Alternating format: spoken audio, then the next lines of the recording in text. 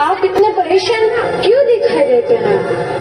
परेशान तो रहूंगा ना पार्वती, आखिर एक बेटी का बाप जो ठहरा। पार्वती, अब उसके हाथ पीले करने का समय आ गया है। पर हमारी आनंदी तो अभी सिर्फ 9 साल की है। अभी तो उसके पढ़ने, लिखने और खेलने कूदने के दिन हैं। देख पार्वती, लड़कियां पराया धन होती है और जितना जल्दी इन्हें घर से विदा कर दे उतना अच्छा है। कल से आनंद की पढ़ाई लिखाई बंद। पर बापू, इसमें मेरी क्या गलती है? आप मुझे पढ़ाई करने क्यों नहीं देते? तेरी गलती है कि तू एक लड़की है। लड़का होती तो क्या बापू? लड़का होती तो क्या? ऐ लड़की, ज्यादा जबान ना चला, नहीं तो जबान अलग से खींचकर बाहर निकाल दूंगा। बापू, मैं पढ़ लिख कर कुछ बनना चाहती हूँ। मेरी पढ़ाई ना रोको बापू। आनंदी, तुझे पढ़ना है तो पढ़, लेकिन सारी उम्र बाप की छाती पर ये बोझ बनकर ना बैठ। पर बापू, अभी तो मेरी उम्र पढ़ाई लिखाई की है। मुझे पढ़ लिख कर डॉक्टर बनना है। पढ़ाई पढ़ाई पढ़ाई, आज तो तेरी किताबों का काम तमाम करके ही छोड़ूंगा। ये ले। नहीं बापू, मत छोड़ो बापू। छोरी। नहीं बापू, नहीं। बापू, ये तुमने क्या किया? तुमने मेरी इन किताबों को ही नहीं फाड़ा बापू। मेरी किस्मत फाड़ दी, मेरी किस्मत। ये कापी किताबें ना सिर्फ छोरों के हाथ में अच्छी लगती है, लड़कियों के हाथ में तो सिर्फ मेहंदी अच्छी लगती है, मेहंदी। पर बापू, मैं लड़की हूँ तो क्या हुआ? लड़का और लड़की तो हमारी दोनों आंखों के समान होते हैं। चुप कर आनंदी, और यह एहसान मान कि अब तक जिंदा है तू। कहीं बचपन में गला दबा कर मार दिया होता तो यह तेरी बकबक नहीं सुननी पड़ती आज। पर बापू, मुझे चूल्हा जलाना अच्छा ना लगे है। देख छोरी, जितना जल्दी हो तू चूल्हा जलाना सीख ले, उतना ही अच्छा है तेरे लिए। और हाँ, तेरा ब्याह तो होगा, वो भी कल के कल। अपना जीवन है तुम्हारी यह कहानी, आंचल में है दूध और आंखों में है पानी। मुझे माफ कर दे बेटी, तेरे बापू के जिद के आगे मेरी एक न चलेगी। माफ कर दे बेटी, मुझे माफ कर दे। इस प्रकार मात्र 9 वर्ष की छोटी उम्र में आनंदी का विवाह गोपाल राव जोशी से हो गया। बाल विवाह एक सामाजिक कुरीति है और इस कुप्रथा का शिकार होना पड़ा आनंदी को। 5 वर्ष बाद आनंदी 14 साल की हो गई है। उसके घर एक शिशु ने जन्म लिया है। देखते हैं आगे क्या हुआ। देखिए ना, इसे क्या हो गया है? इसका माथा तो अंगार की तरह तप रहा है। इससे तो बहुत तेज बुखार है। आप बिना कुछ भी बोलते हैं, दीजिए मुझे। माधव, जल्दी से वैद्य जी को बुला के लाओ। जी, अभी बुला के लाता हूँ। ये तुम क्या कर रही हो आनंदी? भगवान की विभूति लगा रही हूँ। बस करो आनंदी, ये सब अंधविश्वास है। अरे आप यकीन तो कीजिए, भगवान की कृपा से इसका माथा ठंडा हो रहा है और बुखार भी उतर गया है ना बाबू? देखिए, दीजिए मुझे।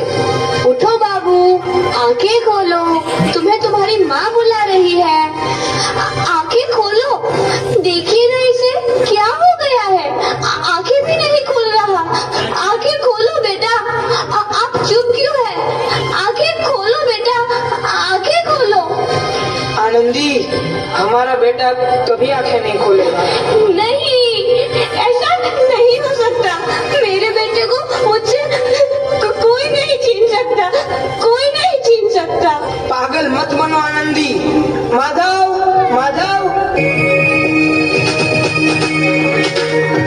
आनंदी, बंद करो ये पागलपन।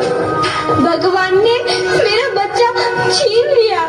भगवान ने नहीं, तुम्हारी अशिक्षा और अंधविश्वास ने तुम्हारा बच्चा छीना है। अगर तुम पढ़ी लिखी होती तो आज हमारा शिशु जीवित होता। तुम अनपढ़ थी आनंदी, अनपढ़।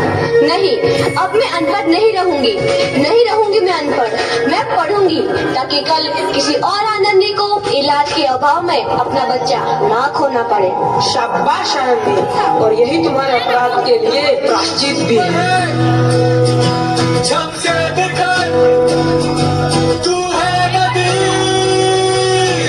आनंदी, तुम्हारी 12वीं का परिणाम आ गया है। तुमने पूरे कॉलेज में प्रथम स्थान अर्जित किया है। आनंदी, तुम्हारी मेहनत रंग लाई है। तुम्हें शिक्षा वृत्ति मिली है। ये लो तुम्हारे अमेरिका जाने की टिकट। मुझे शिक्षा वृत्ति मिल गई, मैं अमेरिका जा रही हूँ। पर ये सब मैं अकेले कैसे कर पाऊंगी? आनंदी, अपने आप को इतना कमजोर क्यों समझ रही हो? फिर इतना पढ़ने लिखने का क्या फायदा? तुम अभी गवार की गवार नहीं हूँ मैं अब गवार।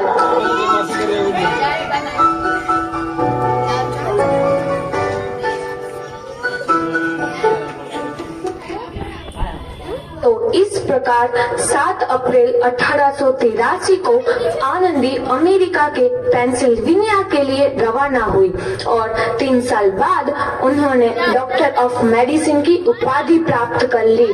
इधर आनंदी के पिता की तबीयत बहुत खराब है। आगे क्या होता है देखते हैं। लगता है अब मेरे जाने का समय आ चुका है। अब मैं नहीं बचूंगा। ऐसा मत बोलो। शहर के सिटी हॉस्पिटल में अमेरिका से डिग्री लेकर कोई बड़ा डॉक्टर आया है। एक बार वहाँ चलकर दिखा लेते हैं। हाँ, सही बोला भैया। कम से कम दिल को तसल्ली तो मिल जाएगी। हाँ हाँ, चलो चलो जल्दी हॉस्पिटल चलते हैं।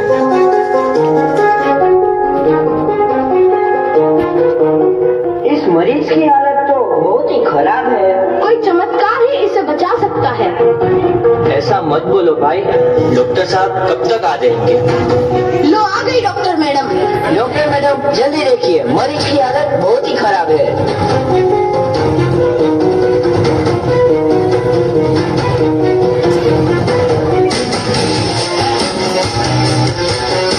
अब आप बिल्कुल ठीक है। मौत के मुंह से आपको बचाया है डॉक्टर मैडम ने। डॉक्टर साहब ने मुझे बचा लिया। मुझे मिलना है डॉक्टर साहब से। डॉक्टर साहब नहीं, डॉक्टर मैडम बोलो। डॉक्टर मैडम, उन्होंने ही तुम्हें जीवन दान दिया है। लो आ गई डॉक्टर मैडम, मिल लो उनसे। डॉक्टर मैडम, आपका बहुत बहुत धन्यवाद। आपने मेरी जान बचाई। इसके बदले में मैं गरीब भला आपको क्या दे सकता हूँ? वचन चाहिए मुझे कि कभी ये नहीं कहोगे कि लड़कियाँ कुछ नहीं कर सकती। वचन? ये कैसा वचन? अरे श्यामलाल, तुमने पहचाना नहीं? तुम्हारी बेटी आनंदी। आनंदी? मेरी बेटी आनंदी डॉक्टर?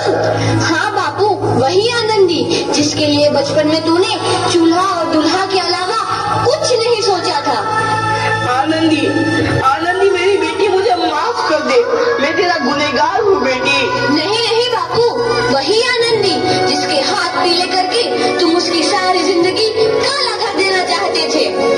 माफ कर दे मुझे मेरी बच्ची, माफ कर दे। मैं तेरा अपराधी हूँ मेरी बच्ची, माफ कर दे। नहीं बापू, मैंने तो तेरा एहसान चुकाया है। याद है ना अपना एहसान जो बचपन में तुमने मुझ पर किया था? ताने सुना सुना कर जीते जी मार डाला था मुझको। अब बोल, और किस किस को मारेगा?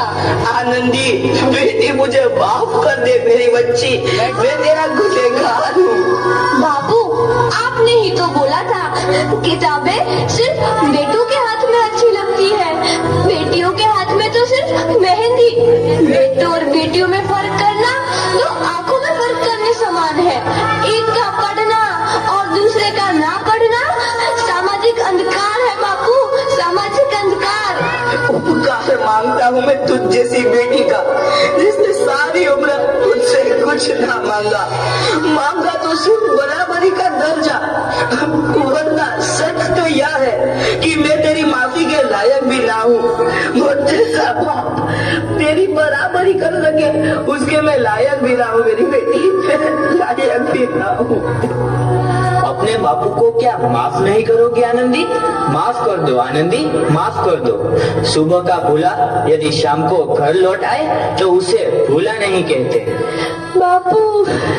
तो इस प्रकार आनंदीबाई जोशी ने अपनी मेहनत और अटूट इरादे से न केवल भारत की पहली महिला डॉक्टर बनी, बल्कि आगे चल के उन लड़कियों के लिए सुनहरा रास्ता दिखा गई जो जीवन में कुछ करना चाहती थी।